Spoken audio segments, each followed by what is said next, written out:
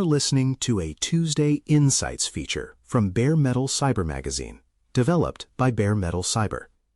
Today we are going to talk about browser security, with a practical focus on extensions, cookies, and everyday web risks.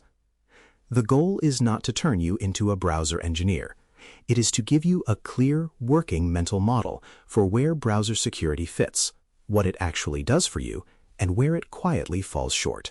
For most people in your organization, the browser is the computer. It is where email lives, where SaaS dashboards open, where tickets are updated, and where files are downloaded or uploaded. That means the browser has become the main window into your environment. If extensions, cookies, and risky clicks are left unmanaged, that window slowly turns into one of the easiest paths for attackers. When you start to see the browser as a first-class part of your attack surface instead of a neutral tool, a lot of confusing incidents suddenly make more sense. It helps to start with where browser security fits in the bigger picture. It is not a single product or a simple on-off switch. It is a set of practices, configurations, and guardrails that protect how people interact with web content. It sits between endpoint security, identity and access management, and application security. The browser acts as a kind of runtime for cloud services, and like any runtime, it needs rules. Some of those rules are technical, such as policies and updates. Others are about habits, such as separating work and personal browsing. It is also important to be clear about what browser security is not. It is not a replacement for secure coding in web applications, and it does not magically fix weak passwords or poor identity hygiene. It does not remove the need for endpoint protection or network monitoring. Instead, browser-focused measures complement those layers. They reduce how often a single bad click, a misbehaving extension, or a stolen cookie can undo the protection you have built elsewhere. When you think about the browser in those terms, you can place it cleanly in your overall defense strategy. Modern browsers work hard behind the scenes to be a safety cage between untrusted web content and the rest of the device. They use sandboxing, which means they run different sites or tabs in separate processes. That way, a crash or a malicious script is less likely to affect everything else. They enforce rules about how one site can interact with another and when scripts can reach into other content. They add permission prompts when a site or extension wants access to things like your camera, microphone, or location. All of these details are trying to make sure that when you open something dangerous, the blast radius is smaller. Extensions plug into that safety cage and can either respect it or weaken it. Some extensions do simple things, like managing tabs or changing the look of pages, and they can often run with fewer permissions. Others, such as password managers, developer tools, or advanced note-taking apps, need deeper access to page content, cookies, and stored data. The more an extension can see or change, the more careful you need to be. That brings up three basic questions. Who approved this extension? What data can it reach? And is it still needed? When you cannot answer those questions, you have a blind spot. Cookies and web storage are how browsers remember who you are and what you were doing. When you log in to a SaaS portal, the application sets a session cookie that tells it, "This browser is Jason, already authenticated." That cookie can be as powerful as a password. If someone else gets it, they may not need your credentials at all. Browsers and applications support security flags that make cookies harder to steal or misuse. But those protections only help if developers use them and if browsers are updated and configured sensibly.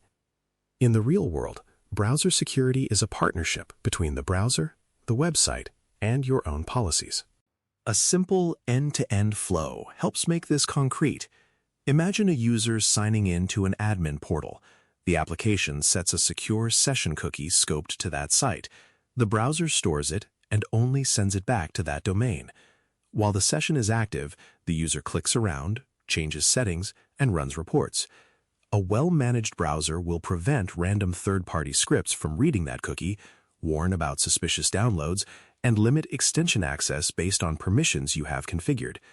A poorly controlled browser might allow an unapproved extension to read the page contents and quietly ship sensitive data off to a remote server. When you look at actual environments, browser security shows up in a few recognizable patterns. One pattern is the use of managed browser profiles, especially in larger organizations. People sign in to a work profile that brings down managed bookmarks, policies, and extensions. Updates are enforced.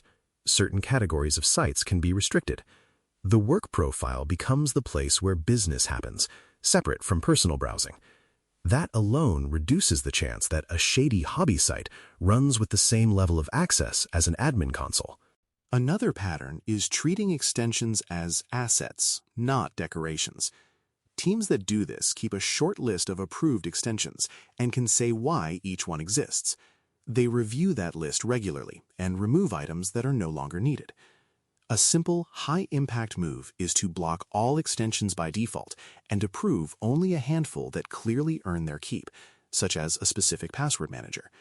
High-risk roles, such as administrators, finance staff, or developers with production access, may have even stricter policies or no extensions at all because their accounts are especially valuable to attackers. A more strategic pattern is folding browser security into the broader access story. This can involve using secure browser configurations on managed laptops, delivering locked-down browser sessions through virtual desktops, or adopting browser isolation for high-risk activities like opening unknown links from email. In that model, the browser is part of access control, not just a generic tool. When you reach that point, you are no longer defending against just one click. You are shaping how all clicks behave in your environment and how much damage they can do. When you invest in browser hygiene, the first benefit is fewer confusing incidents. The same risky behavior that once led straight to compromise now tends to result in a blocked action, a contained alert, or nothing at all. People still get tricked by clever phishing emails, but the outcome is less severe because sessions are shorter, downloads are scanned, and high-risk extensions are not allowed.